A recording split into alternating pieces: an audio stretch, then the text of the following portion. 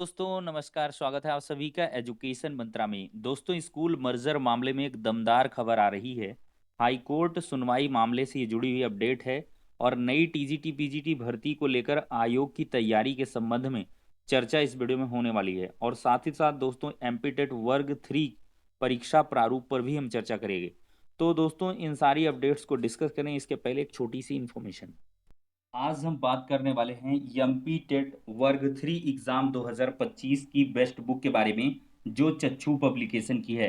दोस्तों, अगर इस पुस्तक की खास बात करें तो इसमें 25 प्रैक्टिस सेट प्रोवाइड किए गए हैं, जिसमें 2425 से अधिक बहुविकल्पीय प्रश्न हैं और जिनकी प्रॉपर एक्सप्लेनेशन भी दी गई है। दोस्तों, ये पुस्तक आपको ऑनलाइन और ऑफलाइन दोनों मोड में अवेलेबल कराई गई है।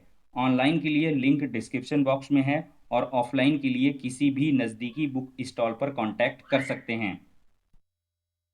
दोस्तों, इतना ही नहीं, चच्चू पब्लिकेशन की तरफ से डिफरेंट डिफरेंट सब्जेक्ट की अलग अलग सेपरेट बुक्स भी एमपी टेट एग्ज़ाम 2025 के लिए आती हैं। दोस्तों, इन पुस्तकों को परचेज करके अगर आप तैयारी करते हैं तो आपकी तैयारी और भी मजबूत हो सकती है। तो दोस्तों, देर किस बात की है, चच्चू पब्लिकेशन की इन बेस्ट बुक के साथ प्रिपरेशन करें और सफलता पाएं।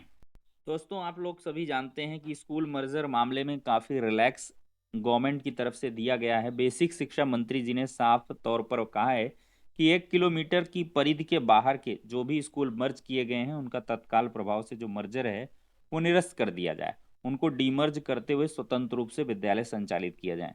और साथ ही साथ अगर कोई हाईवे पड़ रहा है, नदी नाला, इस प्रकार का कोई व्यवधान पड़ रहा है बीच रास्ते में, तो ऐसे विद्यालयों का भी मर्जर ना किया जाए। 50+ छात्र संख्या या 50 से अधिक अगर छात्र संख्या का कोई विद्यालय मर्ज हो गया है तो उसका भी डीमर्जर किया जाए। तो इस प्रकार की बहुत सारी कंडीशन को देखते हुए जो मर्जर हैं वो कैंसिल हो रहे हैं। हर जनपद से इसके संबंध में लगातार आदेश दिखाई पड़ रहे हैं।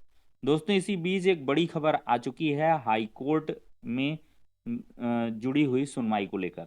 दोस्तों, हाई कोर्ट इलाहाबाद की डिवीजन बेंच में मामला लिस्टेड हो गया है। और दोस्तों, इस मामले की जो सुनवाई होगी वो स्पेसिफिकली 5 अगस्त को होने वाली है। यहाँ पर दोस्तों देखें तो 5 अगस्त 2025 को ये मामला लिस्ट है ऑनरेबल चीफ जस्टिस और ऑनरेबल जस्टिस शैलेंद्र जी की बेंच में ये। और यहाँ पर सीरियल नंबर 5 में ये मामला लगा हुआ है। ठीक है, तो यहाँ पर दोस्तों देख सकते हैं, तो ये मामला जो है लग चुका है। यहाँ पर ये मामला देखिए दोस्तों, yes Kesarwani and another state of UP and 3 others, ये मामला यहाँ पर है। ठीक है दोस्तों, इन पर्सन सीएससी।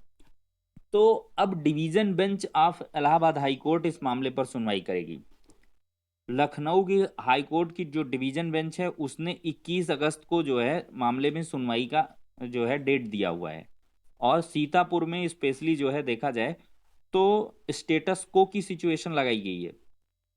मुझे ऐसा लगता है जो ये इलाहाबाद हाई कोर्ट का डिवीजन बेंच का मामला है, ये लखनऊ बेंच के मामले को देखते हुए 21 अगस्त के बाद की डेट लगाएंगे। 21 अगस्त, क्योंकि वहाँ पहले ही मैटर अंडर कंसिडरेशन है और पहले से भी जो एंट्रीम ऑर्डर हैं वो दिए जा चुके हैं। तो ऐसे में हो सकता है कि इस मामले पर भी जो सुनवाई है 21 अगस्त के बाद की जाए। ऐसा कई बार होता है, देखने के लिए मिलता है। जब हाई कोर्ट की दोनों खंडपीठ में मामले होते हैं तो उसको सुपर सीड नहीं किया जा सकता है, उसको मतलब पास ऑन नहीं करते हैं कि कहीं मामला लगा हुआ है और फिर सुनवाई करके इधर से कुछ आदेश दे दें। तो ऐसी पूरी संभावनाएं हैं। अब देखते हैं दोस्तों, इस मामले में जो भी अपडेट होगी 5 अगस्त को हम आप सभी को प्रोवाइड कर देंगे। बाकी आप लोग दोस्तों देख ही सकते हैं, स्कूल मर्जर से जुड़ा हुआ एक मामला है।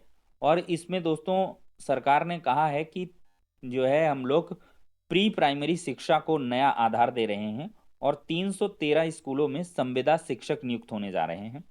अगर आप लोग अर्ली एजुकेटर वाली वैकेंसी में आवेदन करना चाहते हैं तो 30 सितंबर तक सेवा योजन पोर्टल पर आवेदन कर सकते हैं। बहराइच से ये जुड़ी हुई अपडेट है।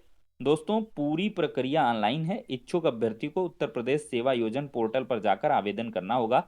आवेदन प्रक्रिया शुरू हो गई है और अंतिम डेट 30 सितंबर 2025 रखी गई है।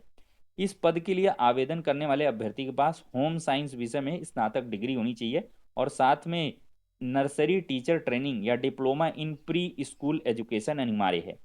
तो बाल शिक्षा में प्रशिक्षण प्राप्त अभ्यर्थियों को चयन में वरीयता भी दी जाएगी। सर्विस प्रोवाइडर के चयन की प्रक्रिया भी शुरू कर दी गई है। तो बाल वाटिका के लिए 313 पदों पर यह भर्ती होने जा रही है।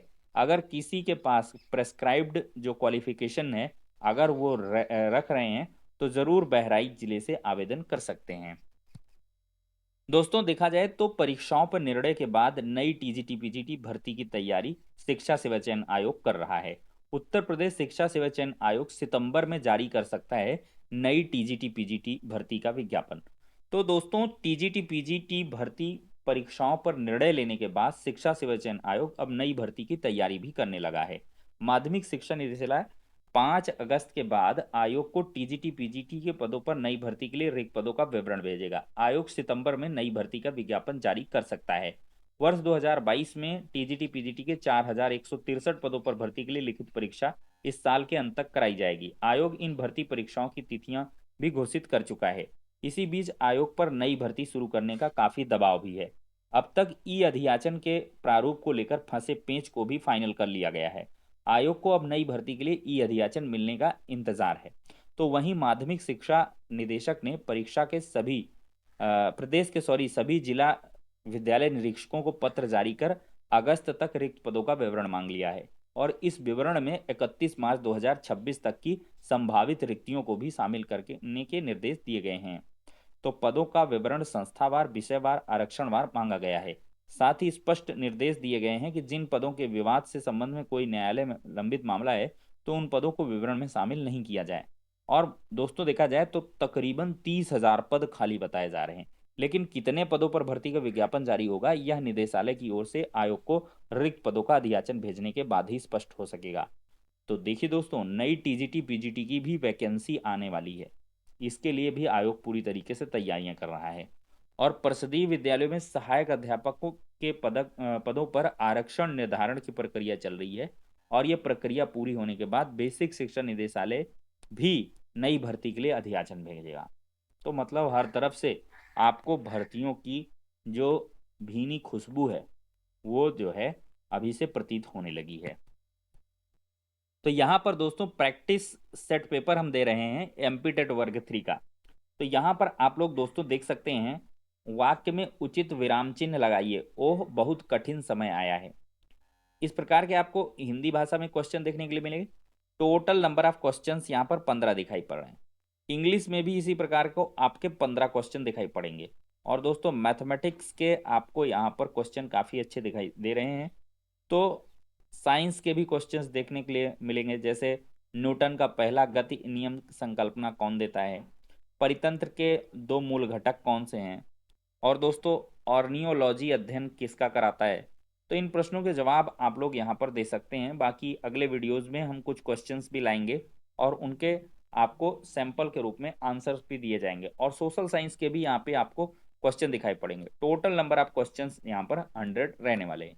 तो ठीक है दोस्तों, ये हो गया आज का इंपॉर्टेंट वीडियो। नेक्स्ट वीडियो में मिलते हैं।